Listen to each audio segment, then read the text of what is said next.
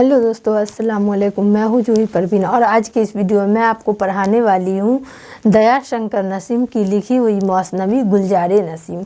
और वीडियो पर अंत तक बने रहिएगा क्योंकि मैं इस मौसनवी में परी के बारे में आप लोगों को बताऊँगी। तो शुरू करते हैं।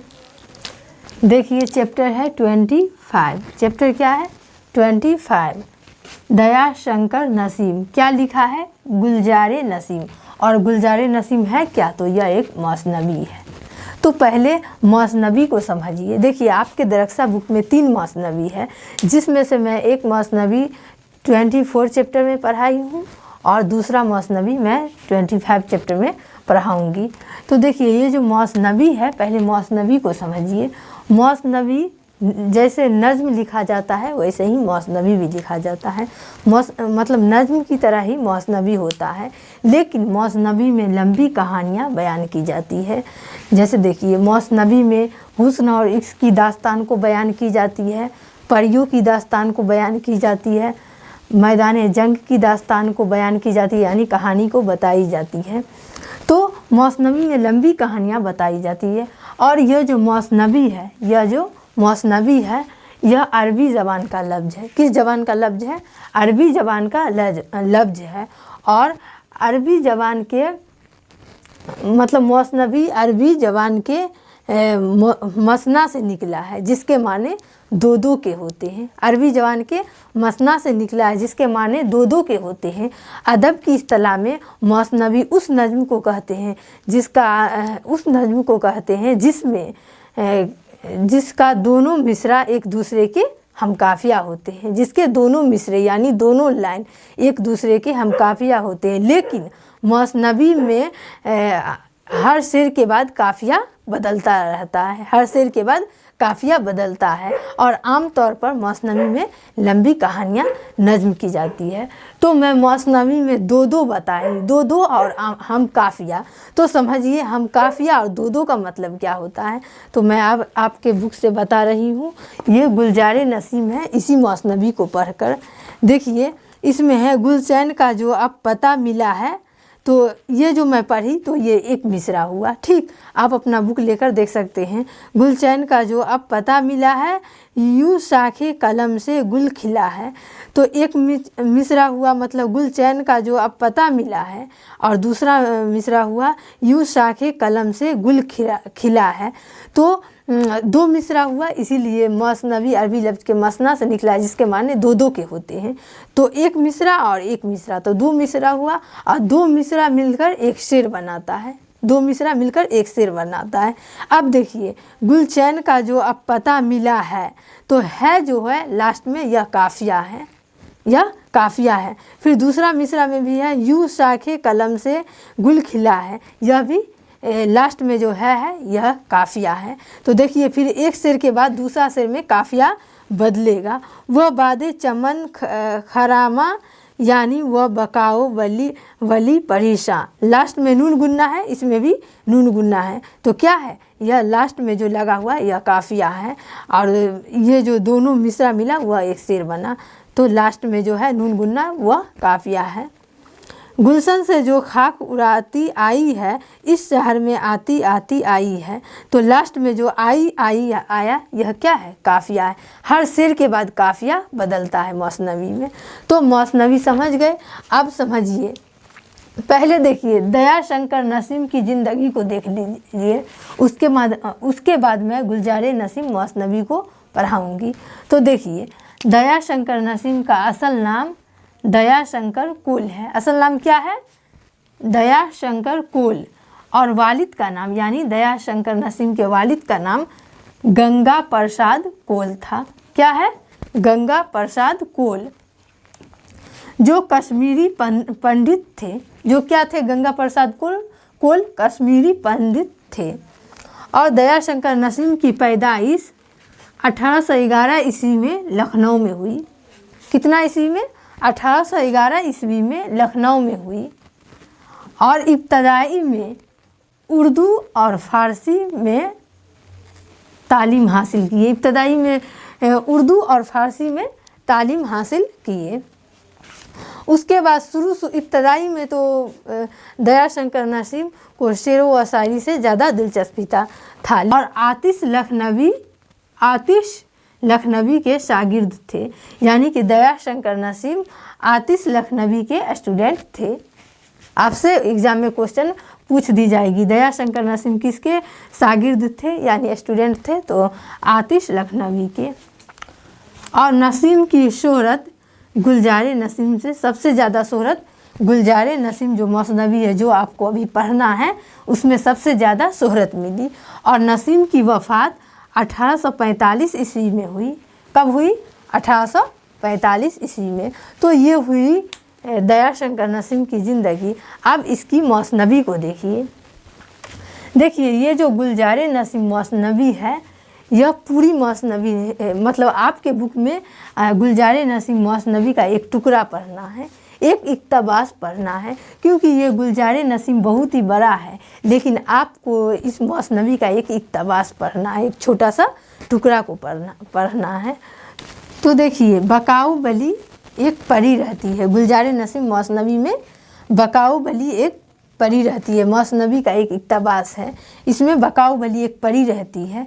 परी जो मतलब रियल में तो नहीं देखे होंगे, लेकिन आप लोग बालवीर सीरियल में ज़रूर देखे होंगे, क्योंकि उसमें परियां रहती है, जादुई दंड लिए रहती है और दो पंख रहता है, उस पर वो उड़ती है और अपनी जादुई शक्ति से मतलब अपना रूप धारण, किसी का भी रूप धारण कर सकती है। तो आप लोग सीरियल में देखे होंगे, लेकिन रियल में नहीं देखे होंगे। तो ये इस मसनवी में बकाऊ बली एक परी रहती है और ताजुल मुल्क एक इंसान रहता है। तो बकाऊ बली ताजुल अलमुलूक यानी इंसान से मोहब्बत करती है। ठीक, तो मोहब्बत करती है इंसान यानी ताजुल अलमुलूक से। उसके बाद क्या होता है, बकाऊ बली अपने महबूब ताजुल मुल्क की तलाश करती है। मतलब इस इक़्तिबास में यही बताया गया है कि बकाऊ बली अपने महबूब ताजुल मुल्क की तलाश करती है। तो तलाश करती है मतलब ढूंढने के लिए जाती है। तो यह हर मतलब जंगल हर गांव अजनबी राहों में हर जगह आकाश पाताल एक कर देती है ढूंढने में, मतलब अपने महबूब को ढूंढने में बहुत दर भटकती है। तो कोई बताता है बकाऊ बली परी को, जो तुम्हारा महबूब ताजुल मुल्क बादशाह जैनुल मुल्क के शहर में है, यानी जैनुल मुल्क बादशाह जो है उसके मुल्क में है। तो बकाऊ बली क्या करती है, अपना रूप चेंज कर लेती है, यानी अपना भेष बदल लेती है और लड़के का भेष ले लेती है। और लड़के के भेष में, क्योंकि वह परियां रहती है, तो अपनी जादुई शक्ति से अपना भेष बदल सकती है। तो लड़के का भेष धर के और बादशाह जैनुल मुल्क के मुल्क में जाती है। और जब वह जाती है उस मुल्क में, तो वहाँ का मंजर बहुत ही अच्छा लगता है।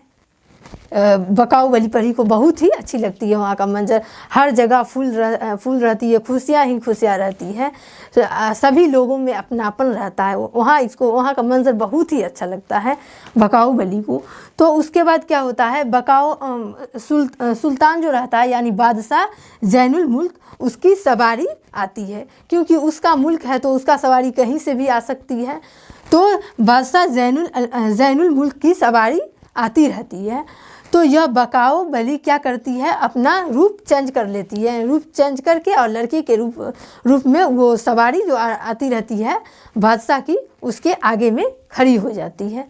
जब बकाऊ बली खड़ी हो जाती है लड़के के भेष में, तो बादशाह की नज़र डायरेक्ट यह जो बकाऊ बली परी रूप चेंज करके और लड़के के रूप में जो खड़ा रहती है, तो यह बादशाह जैनुल मुल्क की नज़र डायरेक्ट बकाऊ बली पर पड़ जाती है। तो बादशाह बकाऊ बली के पास आते हैं। मतलब यह बादशाह को पता नहीं रहता है जो यह परी है, यह तो रूप धारण की हुई रहती है। तो बादशाह बकाऊ बली के पास जाते हैं और बोलते हैं, तुम कौन हो, इंसान हो या परी हो, तुम कौन हो, तुम्हारा चमन क्या है, कहाँ है, तुम्हारा वतन कहाँ है। तो यह बकाऊ बली बोलती है, मैं एक इंसान हूँ और मेरा नाम है फारूक और मेरे वालिद का नाम है इब्ने फ़िरोज़। ये बकाऊ वली परी बोलती है, मेरे वालिद का नाम है इब्ने फ़िरोज़। तो बादशाह बोलते हैं ज़ैनुल मुल्क, तो तुम्हारा चमन कहाँ है, तुम्हारा वतन कहाँ है? तो बकाऊ वली परी बताती है, जो मैं फूल होता तो मैं अपने चमन का नाम बताता। मैं तो एक इंसान हूँ और मैं एक गरीब हूँ, मैं एक गरीब इंसान हूँ, तो मेरा वतन कहाँ से आएगा, मेरा वतन कहाँ रहेगा? मैं तो एक गरीब हूँ, मैं एक फ़कीर हूँ, मैं एक फ़कीर हूँ। और फ़कीर का थोड़ी ना घर होता है, फ़कीर का थोड़ी ना घर होता है, या फ़कीर का थोड़ी ना वतन होता है।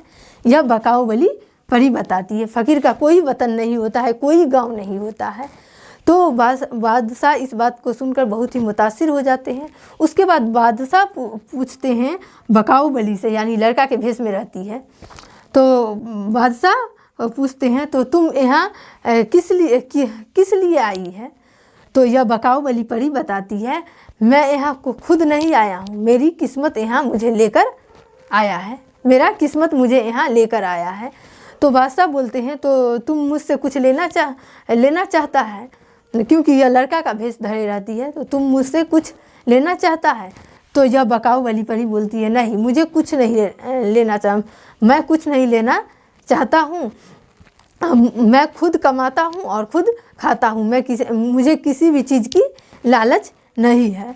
तो इस बात को सुनकर बादशाह बहुत ही मुतासिर हो जाते हैं, बकाऊ वली के बातों पर बहुत मुतासिर हो जाते हैं और बकाऊ वली को अपने साथ, बादशाह ज़ैनुल मुल्क अपने साथ अपने दरबार में ले जाते हैं। लड़का का भेष धरी हुई रहती है, तो वही फ़ारूक जो है उसको मतलब अपने दरबार में ले जाते हैं बादशाह, और अपने दरबार में ले जाकर बकाऊ वली जो पड़ी रहती है उसको मतलब वज़ीर बना देते हैं, यानी मंत्री, जिसको इंग्लिश में मिनिस्टर बोलते हैं। तो मंत्री बना देते हैं बादशाह, और जब मंत्री बन जाती है यह बकाऊ वली, तो वो शहर का जो जितना भी आदमी रहता है उस मुल्क का, सब बकाऊ वली से मिलने के लिए आते हैं। यह लड़का का भेष धरी रहती है, सब मिलने के लिए आते हैं। यह बहुत ही खुश होती है। उसके बाद मतलब लड़का का भेष धर के बकाऊ वली और मतलब अपना मंत्री का भी फर्ज अदा करती है, और फिर परी का रूप धर के और अपने महबूब की भी तलाश करती है उसी मुल्क में रहकर। और मतलब बहुत ही इसको खुशी हुई, दोनों काम करती है, मतलब मंत्री का भी काम करती है और अपने महबूब की भी, ताजुल मुल्क की भी तलाश करती है। तो यह कहानी जो है इतना ही पर ख़त्म हो गई, क्योंकि यह आधी अधूरी कहानी है, पूरी मसनवी नहीं है। क्योंकि अगर पूरी मसनवी पढ़िएगा तो आपको गुलजार नसीम जो मसनवी है इसको पूरा पढ़ना पड़ेगा। ठीक, तो अगर स्क्रीनशॉट लेना चाहते हैं तो ले लीजिए। तो अगर आपको चैप्टर से रिलेटेड कोई भी कन्फ्यूजन हो तो आप कमेंट करके बता सकते हैं। और अगर चैनल पर नए हैं तो चैनल को सब्सक्राइब कर लीजिए, ताकि आने वाले लेटेस्ट वीडियो की नोटिफिकेशन सबसे पहले आप तक पहुंचे। और वीडियो को ज़्यादा से ज़्यादा शेयर कीजिए, लाइक कीजिए। फिर मिलती हूँ नेक्स्ट वीडियो में। अस्सलाम वालेकुम।